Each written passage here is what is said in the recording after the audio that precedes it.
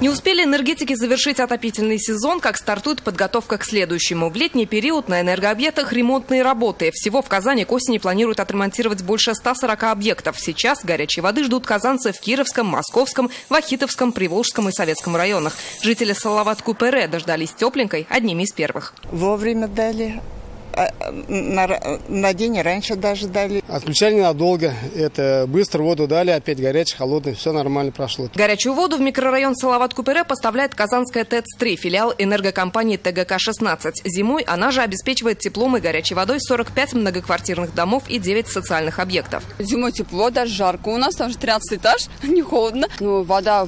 План отключили, в плане подключили. Все нормально, все день было. Все. Работы на различных энергообъектах Казани будут идти до конца августа. Как заверяют в комитете ЖКХ, все объекты отремонтируют в срок согласно установленным графикам. Лена Знатольна, Алмаз Заединов, ТНВ, Казань.